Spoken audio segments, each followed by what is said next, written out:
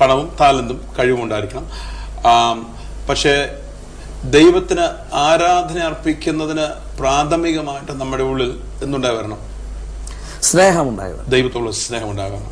ആ ദൈവത്തിന്റെ സ്നേഹം ആണ് നമ്മുടെ ഗീതങ്ങളായി പുറത്തേക്ക് ഒഴുകുന്നത്.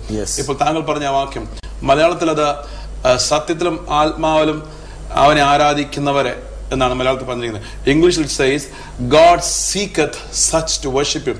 ദൈവം അങ്ങനെയുള്ളവരെ അന്വേഷിച്ചുകൊണ്ടിരിക്കുന്നു, അവർ ആത്മാവിലും സത്യത്തിലും തന്നെ ആരാധിക്കുവാൻ. രാത്രിയിൽ കിടക്കയിൽ തങ്ങളുടെ ഗ്യാതമായി പീപ്പിൾ ടു വർഷിപ്പ് എന്ന് പറയുന്നത് ആ പിതാവിന്റെ ഹൃദയത്തിന്റെ ആഗ്രഹമാണ്. തന്റെ ജനം, താൻ വില കൊടുത്ത് നേടിയ ജനം തന്നെ യഥാർത്ഥത്തിൽ അവരവരുടെ ആത്മാവിൽ നിന്ന് സത്യത്തോടെ കാപട്യമില്ലാതെ തന്നെ ആരാധിക്കുന്ന ഒരു ജനത്തെ ഒരുക്കി എടുക്കപ്പെടണം എന്നൊരു ആഗ്രഹമാണ്. And how are you actually carrying it out? How do you intend to take it forward from here on? One example I want to share my experience is I was in a youth meeting. ഞാൻ പങ്കെടുക്കുമായിരുന്നു. I saw 7 worship bands, 7 young worship bands അവിടെ perform ചെയ്യുന്നുണ്ടായിരുന്നു. അപ്പം ഞാൻ ഒരു show base ബാക്ക്ഗ്രൗണ്ടാണ്. എനിക്ക് ഞാൻ ശിവ എന്ന ബാൻഡിൽ play ചെയ്തുകൊണ്ടിരുന്നു. അപ്പോൾ you know the mannerism of a rock star, it was there in me. And people used to make huge stages, വലിയ സ്റ്റേജുകൾ ഉണ്ടാക്കുക. അതിലെല്ലാം ഓടിക്കടി കളിച്ച് നടന്ന് തുള്ളി ചാടി ജനത്തെ എൻ്റർടൈൻ ചെയ്യുക. A spirit of entertainment. But ഞാൻ ഈ പിള്ളേരെ ഇങ്ങനെ വളരെ ശ്രദ്ധിച്ചു. 7 ബാൻഡുകൾ അവിടെ പാടി. പക്ഷേ അവിടെ ദൈവത്തിൻ്റെ സാന്നിധ്യം അനുഭവിക്കുവാനേ കഴിഞ്ഞില്ല. കാരണം പാടുന്നവരൊന്നും വർഷിപ്പ് ചെയ്തില്ല, പ്ലേ ചെയ്യുന്നവരൊന്നും വർഷിപ്പ് ചെയ്തില്ല. അവർ മ്യൂസിക് പ്ലേ ചെയ്തു, പാട്ട് പാടി. കുറച്ച് കഴിഞ്ഞപ്പോൾ എൻ്റെ സെഷൻ ടൈം വന്നപ്പോൾ ഞാൻ ഈ യങ്സ്റ്റേഴ്സിനെ എല്ലാം മുമ്പോട്ട് വിളിച്ചു. ഇവിടെ പ്ലേ ചെയ്തുകൊണ്ടിരുന്ന എല്ലാ ഗായക സംഘങ്ങളും ദയവായി കടന്നു വരുവാൻ പറഞ്ഞു. ഇവരെല്ലാം സ്റ്റേജിൽ വന്നു. സ്റ്റേജ് വന്നപ്പോൾ ഞാൻ നല്ല ഒരു വർഷിപ്പ് സോങ് ഐപോഡിനകത്ത് പ്ലേ ചെയ്തു. അപ്പോൾ ഇവരുടെ കയ്യിൽ ഗിറ്റാറില്ല, മൈക്രോഫോണില്ല, ഡ്രംസ് ഇല്ല, ഒന്നുമില്ല. ഇവർ സ്റ്റേജിൽ നിൽക്കുക. മുൻവശത്ത് 500-ലധികം യങ്സ്റ്റേഴ്സ് നിൽക്കുന്നുണ്ട്. സ്റ്റേജിൽ നിൽക്കുന്നവരെല്ലാം ലീഡേഴ്സാണ്. ഞാൻ പറഞ്ഞു, നിങ്ങൾക്ക് ഒന്നും ചെയ്യാനില്ല, ജസ്റ്റ് വർഷിപ്പ് ഗാഡ്.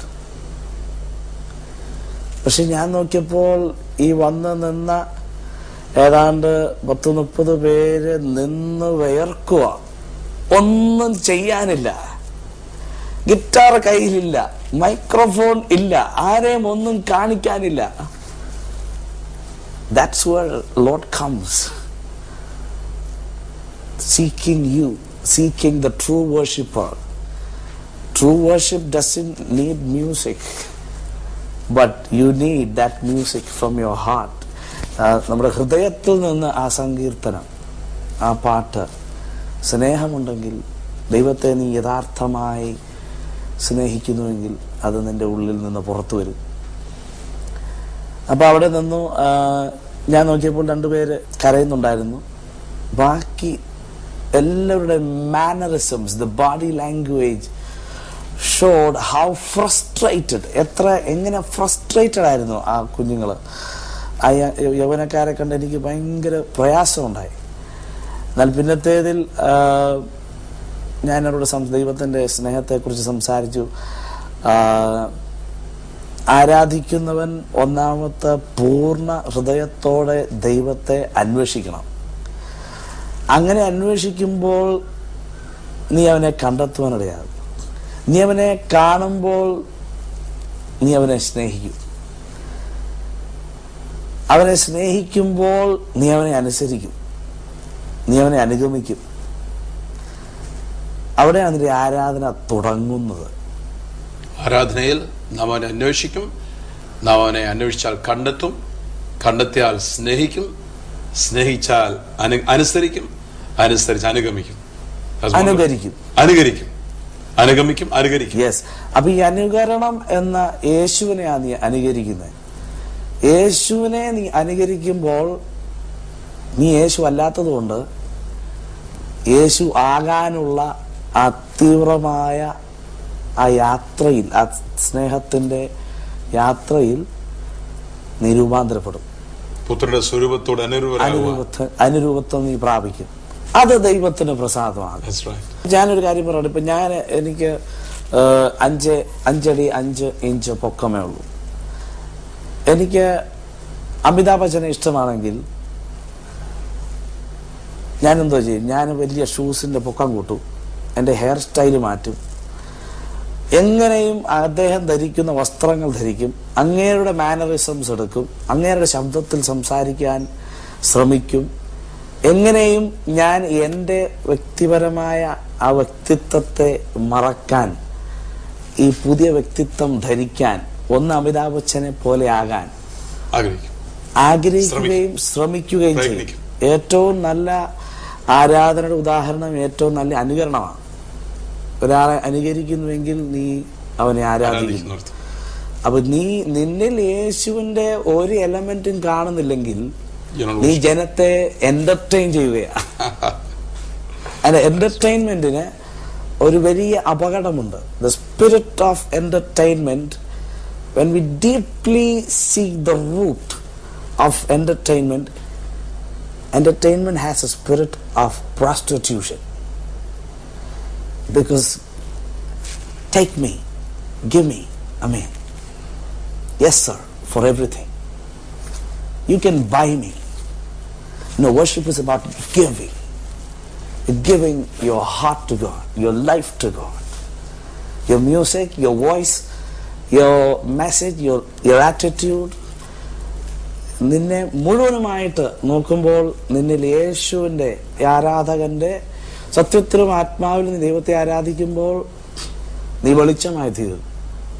ദൈവം വെളിച്ചമാകുന്നു. ഏത് മനുഷ്യനെയും പ്രകാശിപ്പിക്കുന്ന ജീവന്റെ വെളിച്ചമാണ് യേശു ക്രിസ്തു. അപ്പൊ അവന് നമ്മെ പ്രകാശിപ്പിക്കുവാൻ സാധിക്കും.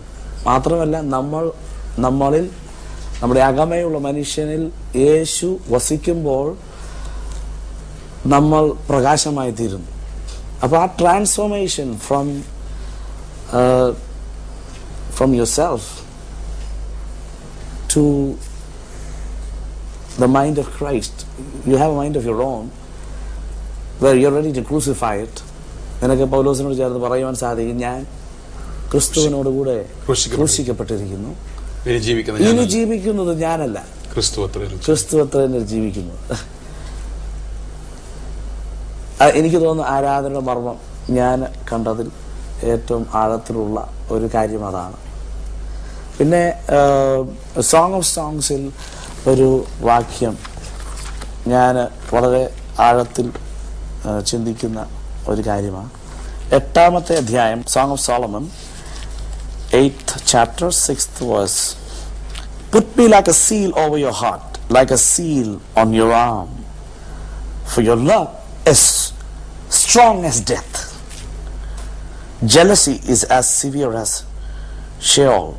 Its flashes are flashes of fire, the very flame of the Lord. എന്നെ ഒരു മുദ്രമോതിരമായി നിന്റെ ഹൃദയത്തിന്മേലും ഒരു മുദ്രമോതിരമായി നിന്റെ ഭുജത്തിന്മേലും വെച്ചുകൊള്ളണമേ. പ്രേമം മരണം പോലെ ബലമുള്ളതും പത്നീവ്രത ശങ്ക പാതാളം പോലെ കടുപ്പമുള്ളതുമാകുന്നു. അതിന്റെ ജ്വലനം അഗ്നിജ്വലനവും ഒരു ദിവ്യ ജ്വാലയും തന്നെ. And even the 7th verse says it more. Many waters cannot quench love, nor will rivers overflow it. If a man were to give all the riches of his house for love, it would be utterly despised. ഏറിയ വെള്ളങ്ങൾ പ്രേമത്തെ കെടുത്തുവാൻ പോരാ, നദികൾ അതിനെ മുക്കി കളയുകയുമില്ല. ഒരുത്തൻ തന്റെ ഗൃഹത്തിലുള്ള സർവ്വസമ്പത്തും പ്രേമത്തിന് വേണ്ടി കൊടുത്താലും അവനെ നിന്ദിച്ചു കളയും. Jesus proved it on the cross. യേശു ഇത് ക്രൂശിൽ തെളിയിച്ചു.